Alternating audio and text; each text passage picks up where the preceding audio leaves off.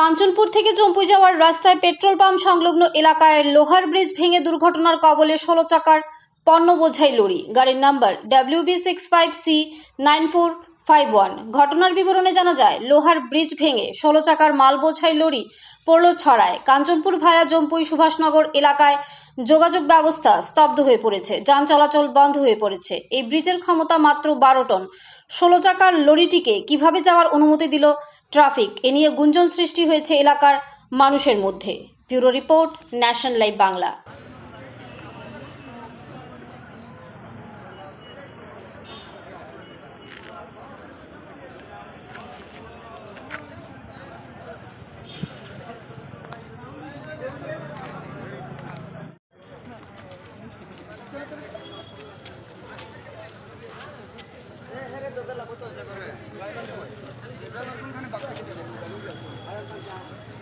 Eh, betul.